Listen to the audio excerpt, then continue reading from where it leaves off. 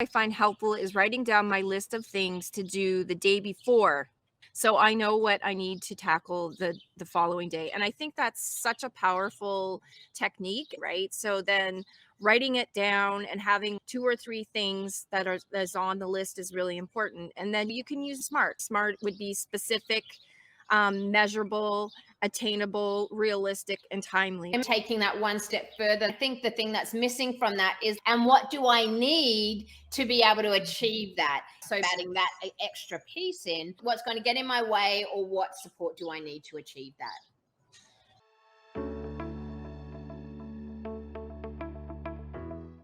Hello, everyone, and welcome back to another Biz Buzz. Today is all about focus.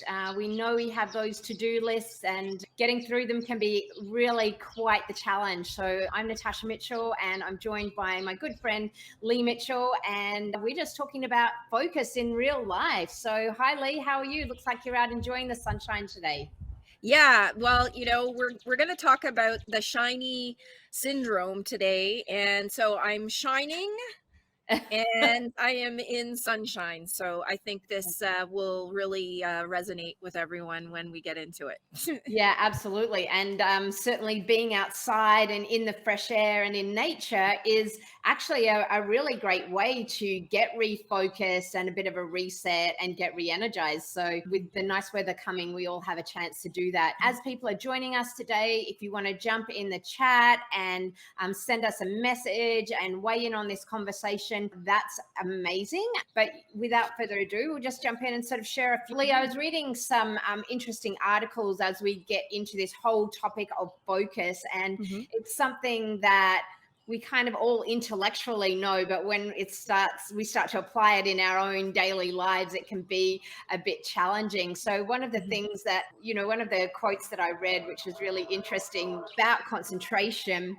and it said concentration means control of attention, the ability to focus the mind on one subject, object, or thought, and at the same time exclude from the mind every other unrelated thought, idea, feeling, and sensation. So we know that that's a pretty tall order for everyone. So can you just share a little bit of how focus or lack of focus maybe affects you day to day in your business and life? Yeah, I would love to. Thank you. For sure, focus is a challenge for everyone, especially if you happen to work from home, which many of us are.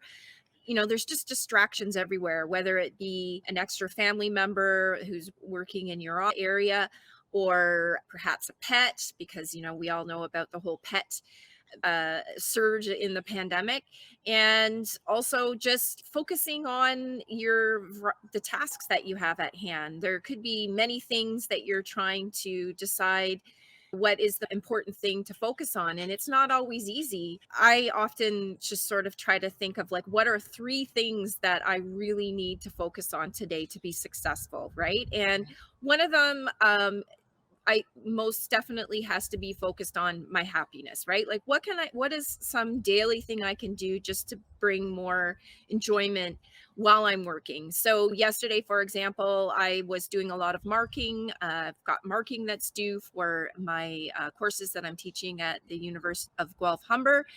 And I've got to get it done, right? Like, I was talking to other teachers, they procrastinate it because it's like there's a specific deadline, but everyone tends to leave it to the last minute, right? Because you're looking for that perfect time. When am I going to be able to focus? When's the perfect time to focus?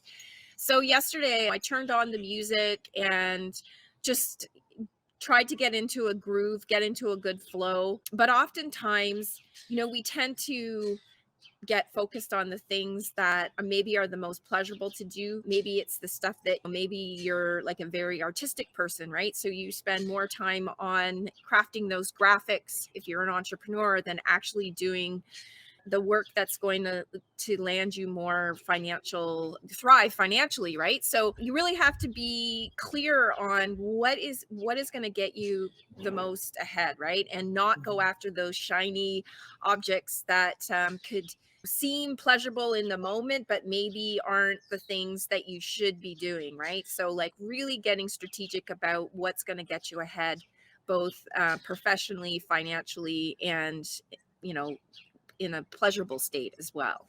Yeah. Well, I really liked that you've touched on the fact that, one of the key priorities for the day is happiness. So, I mean, that's Mhm. really important. I think it doesn't always have to be about work, work, work. And I think getting in that frame of mind around and then looking at the tasks that we have on our plate and seeing how you can infuse some of your overarching intention of happiness in there can be really powerful stuff as well. And I see we've got a few people joining us. Thanks. Hi, Willie. A few other people joining us live. Nice to see you all. We're talking all about focus today and how that affects you in your business and life, and some, just basic things that you can do to get refocused. So join in the conversation. Again, it can be very obvious that distractions, like an immediate distraction, can be something that affects your focus. And the good old cell phone and social media is like the number one distraction I think that we all have. Some research shows that actually just looking at your cell phone can cause you stress and distraction. So one of the tips, which I thought this was a really great one, was, actually put your cell phone away. If you're actually doing some dedicated time, Leigh said she was doing some marketing.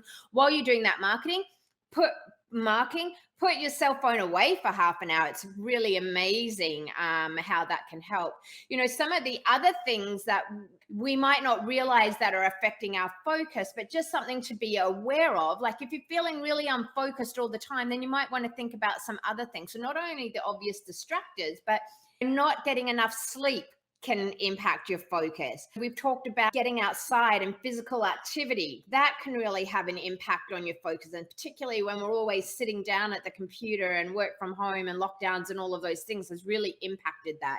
Your eating habits can absolutely affect your focus and your concentration. And the other point they really touched on was the environment. So lighting, noise, Leigh, you mentioned music. Some music can be distracting and some music can be more calming. So I think also if you feel, always distracted and it's really hard for you to like buckle down and do those tasks, I'm going to talk about some other, so there's some of the factors contributing. We'll talk about some other tips to how you can overcome that. But it might just be interesting to look at the big picture of health and wellness. One thing they definitely speak to is eating breakfast in the morning. So I am a breakfast eater in the morning. I don't know about you, Leigh. Are you a breakfast eater or not a breakfast eater? I am. I've been trying to start my day off with a smoothie. I was thinking of you the other day because my husband just picked up Vegemite. He Ah, spent 16.99 on Vegemite, and anyone from Australia would be like, it's like $5 or $4 if you were buying it locally. But yeah, like just a good breakfast is important. Something that's easy to put together, that's healthy, that nourishes you, and that's not going to weigh you down for sure. So I love that, mhm. talking about just daily habits. That's important. Yeah, exactly. So let's talk about a few tips so that if people are watching, they can get some quick, easy tips. Leigh, you've mentioned a few already. You're focusing on an overall intention of happiness or joy or whatever it is, whatever intention you want to set for yourself. And you've also talked about focusing on things that, and there's some balance. Sometimes you just want to do the fun things, but there usually is like one priority item that can move your business along more than anything else you're doing. So think about what those things are. And I think the other thing to think about when we really are resisting doing something, and we often do resist on doing the hard things for our business, whether it's making that sales call, whether it's writing that email, whether it's writing that post, whatever it is, having a bit of a look at and understanding what's the resistance about. Are you just scared? Are you just feeling embarrassed? Are you feeling unsure? Or is there really a skill gap? It's like, I just don't know how to do this. I don't know how to make a sales call. I don't know how to write this email. And I think understanding what the cause of that is can help you take the right next action to change that. Yeah, I really agree. We also talked about daily, weekly, monthly, quarterly, yearly, and even a 3-year plan. Like, what is it that you want? What is it that you're trying to accomplish? And then sort of taking a step back and breaking it down. It's overwhelming when you have big goals, right? So you have to really chunk them down, even financially, right? Like, if I want to make a certain amount of money, what are the tasks that I have to do?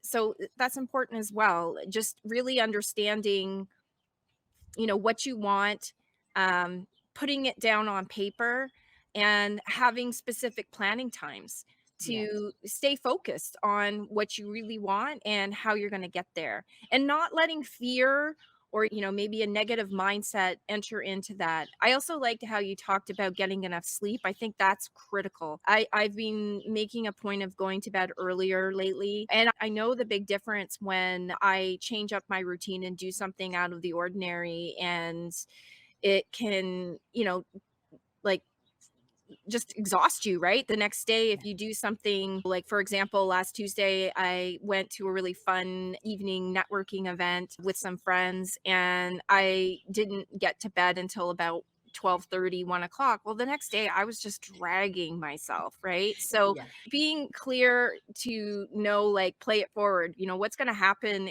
when I make certain choices, whether it be like having that extra glass of wine or um not getting exercise in. I think that's another really important thing, right? Like, what are you doing to have an energetic mind, right? So that physical and mental fitness is really important. Meditation, right? Like, having meditation in your life can really help you to focus or refocus when you're exhausted, right? So sometimes Yeah. I'll just lie down and do a quick 10-minute meditation if I'm really tired, and then that helps Mhm. to rejuvenate me. I'm also trying to do morning walks with my dog. So we go into the trail while it's not too muddy and just enjoy nature. I think about work, I think about what I want to accomplish, and then I go back, and then I'm not like distracted thinking about, oh, I haven't gone out yet or I haven't taken the dog out. I try to do the most important things first, get Yes. them out of the way, re-energize myself. Just getting fresh air when you wake up if you're tired can help so much. Yeah, absolutely. They're really great tips. The sleep, meditation, we all know that, connecting with nature, actually spending time with a pet can be really great as well. And also, along with that, sort of taking short breaks, when we're like intense in a task, and that's different to multitasking, which I'll talk about in a minute, but really like just taking a few minutes to reset. And it's interesting that you talk about sort of some choices we make if we have a late night or whatever that is. So this is not about not having fun or not enjoying yourself, but knowing what the implications of that might be the next day, to then perhaps not do your most pressing very in-depth thinking task the next day. Just manage your timing a little bit better. So they're all really great tips. One of the other ones that it was very interesting as I read this. Well, and two things I want to speak about. One is multitasking. We all think we can do multitasking. We actually, one thing at one time is ideal. And they even talked about, like listening to a podcast while you're writing an article. Those things require too much brain power. Listening to some gentle music and writing something is very different than trying to listen to a podcast and write at the same time. So I think that's one way to increase the focus, but also manage your energy a little bit better. When we start doing all these multitasking things, it really starts to drain our energy and we burn out. And that also can really affect our focus. Go ahead, Lee. Yeah, no, I think that's such a great point. And also, another thing that I've done for years now, and I admit that I don't always follow through, but I think about things like, money Monday, or social media Tuesday, or Yes. things like that, right? Like, so like chunking things, right? So if I have a Yeah. bunch of financial things that I have to take care of, I usually do them on a Monday or a Friday. And then during the midweek, I'll look at like scheduling social media and thinking about what I'm going to get out there. Like, for example, our weekly Biz Buzz, we need to focus on how we can get this amplified, right? So I have to put in some energy and thought around how I'm going to do that. Yeah. So I really try to focus on spending a specific amount of time and just getting it done, getting it out of the way, and then moving to the next task the following day, which is probably going to be totally in a different area.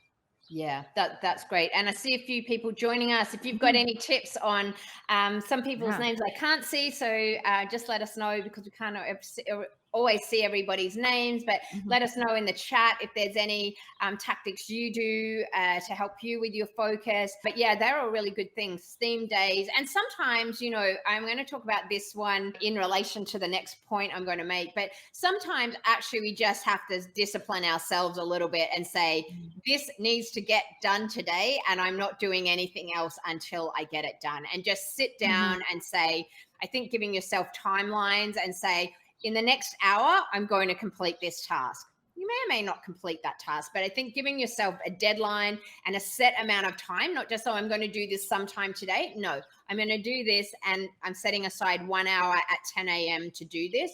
That really can help you put your feet to the fire for the things that you don't love doing, but really have to get done. Yeah, no, that's a really great suggestion. One thing that I have is I went to the dollar store and I purchased a pretty little to-do wipe off board. Mm, And so like, when I'm really feeling anxious that I have been procrastinating something, I'll put down that, this has to be done. It's in, a big font, and I hold myself accountable to that, right? So I'm starting to write things down more, and then I feel great when I'm able to check those things off my list and yeah, feel like I'm not being irresponsible. right, right. And then those little reward systems, our brain needs those little rewards. I Yeah. try and do a similar thing. I write things down. I try not to have too many things on the to-do list each day, Mhm. right? I don't have a list of 20 things. There's no way I'm going to get through that. I try and keep it same till about 3 things, or if they're just little things like pay the bill, like I'll have a couple of those little things. But in terms Mhm. of significant things, it will never really be more than 3. So that they're really good advice. And it brings me to kind of my last point here. We've talked about sleep, eating well, connecting with nature, not multitasking, taking breaks. This one I thought was really interesting, and I see a couple of notes coming through. So Mhm. before I do that, writing down the whole chat there, writing down my tasks to do before. Can you read that whole note? Yeah. Yeah, absolutely. So it says something that I find helpful is writing down my list of things to do the day before. I love it. So I know what I need to tackle the following day. And I think that's such a powerful technique, and I do Yeah. that as well because usually my anxiety is higher in the evening, when I'm like realized, oh, I didn't get to that thing that I was supposed to do today, right? So then writing it down and having, like you said, 2 or 3 things that's on the list is really important. And then you can use the marketing term smart, right? So smart is specific. Sorry, smart would be specific, measurable, attainable, realistic, and timely, right? So thinking Yes. about that, right? So thinking about, is what I'm trying to take on attainable and realistic? That's something that you could just do a quick little acronym run through and see if what you're trying to accomplish is setting you up for success or setting you up to be disappointed that you didn't do what you thought you would do. Yeah, exactly. And maybe even taking that one step further that we talked about before, as you're doing those, smart. I love the SMART acronym. And I think the thing that's missing from that is like, and what do I need to be able to achieve that? Is it a skill? Yes. Is it a tool? Is it a connection? What is it that I need to be able to make it attainable, realistic, and time bound, right? So maybe sort of Yes. adding that extra piece in, and what tool or what's going to get in my way, or what support do I need to achieve that. Yeah, that's smart, right? Because we all need to be comfortable with asking for help or seeing, what resources do I have? Like maybe it makes sense to pay a little money towards something. So for Yeah. example, like just using my pet, tomorrow I have a really important day. I'm really excited. I'm being interviewed for something that's really important to me. So I'm going to have my dog go to his play place and get his nails cut and get him to do those things that I needed to do anyways. Yeah. But it just frees me up not worrying whether or not she's going to be bugging me or doing something to distract me while I'm being interviewed for this important Yeah, opportunity. it's really important to get those distractions. I think that's a great example to get those distractions out of the way Hmm. when you have something important on. Likewise, if you've got an important meeting coming up, close the door, tell the family, I'm not available for the next hour. Sometimes we Hmm. forget that, I think, particularly working at home. If you're in an office, you could kind of close the door or put a sign up and say, don't disturb me. Right now, at home, you're like, open target for any distractions that come your way. So really saying, hey, for the next hour, I'm not available. Please go and do whatever else you need to do, or lock yourself in your room, or whatever that is. So avoiding those distractions is really helpful. Leigh, the last point that I wanted to touch on, and this is something that I haven't typically seen in a traditional list of, tips to improve your focus. It kind of it leads into a little bit the meditation piece and really sort of that training the brain, but it specifically train your brain. And the article talked about showing how brain training activities can really increase our cognitive function and our abilities to concentrate. And they're things, and it helps with short and long term memory.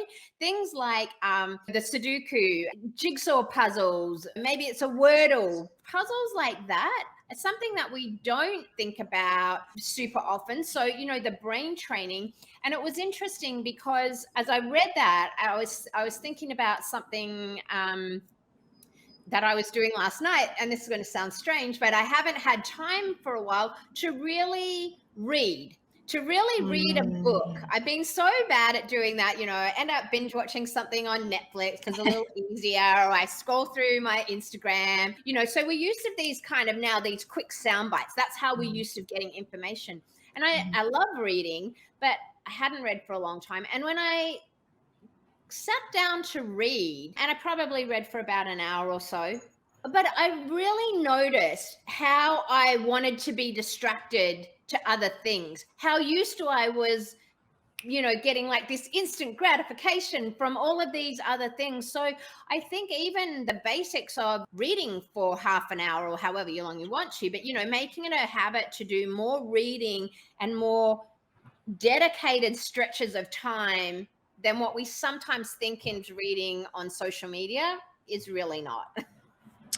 I love that. That is so true. And also what I love about reading, especially at night. So last night I made a point of, I just felt tired. And I'm like, okay, it's 9 o'clock. I'm just gonna get into bed. And I started Mm. to read my book.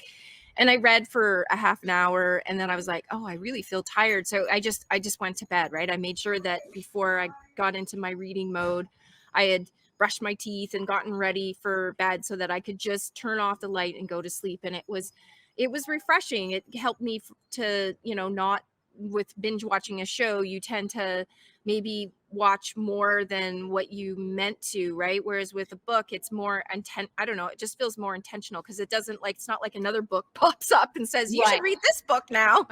Yes, exactly. So it does keep you focused. So I really like that. I just wanted to let our listeners know that we've put the link to our Zoom room. So if anyone wants to join us for a private chat, if they want to tell us privately some of their challenges around focused, they're welcome to join us. So the link is in there. So in wrapping up, what do you think are if we had to choose three of our top tips to be able to share with our viewers, what would they be for you? What are your top three tips? Yeah, I think honestly, I think the three top tips for me, I really like the train your brain. I like the whole idea of reading, decompressing, journaling before you go to bed, turning off those devices. That certainly is not a sleep enhancer. They sort of then connect together. By training your brain and doing that kind of thing, you're going to sleep better.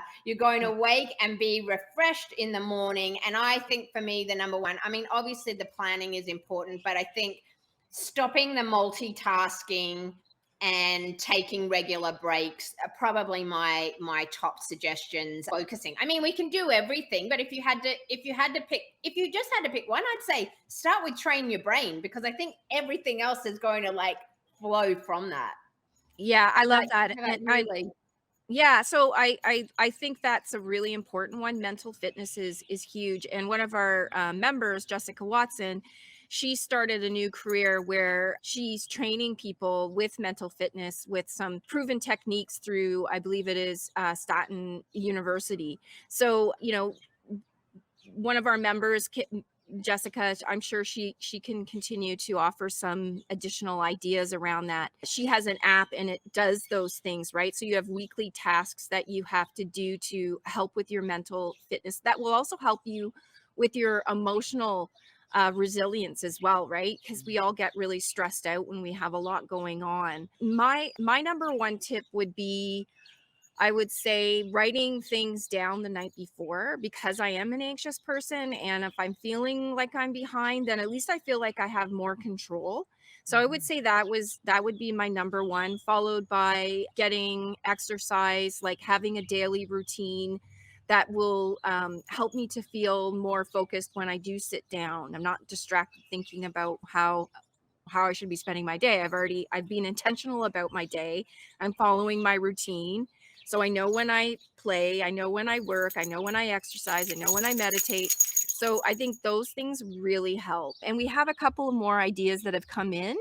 So let's see here. So I love what Willie wrote. So she has a very specific goal of, she reads 10 pages of a good book every day. So she has a specific measurable idea. And then Nazarene says, yes, the training of the brain to get into achievement mindset. Oh, that's beautiful. Yeah. So great ideas here. So I think what we're going to do now is wrap things up, head over to the Zoom room. So I'll put that link in there one more time for people that are listening, and join us on the other side, ladies and gentlemen. If we have any gentlemen, join us on the other side. Yeah, and if you're listening to the replay, feel free to engage in Mhm. the comments, tag Leigh and I Yes. in those comments. We'll be reading the comments afterwards. If you've got a great tip on how to improve your focus, or you've got a challenge in staying focused, then let us know in the comments. We'd love to hear about it. And as always, if you've got a topic that you'd like us to discuss on our next upcoming weekly Biz Buzz, then let us know that too. Thanks for joining me as always today, Leigh. Thanks everyone who joined us live, and we'll see you soon. Bye. See you in the Zoom room.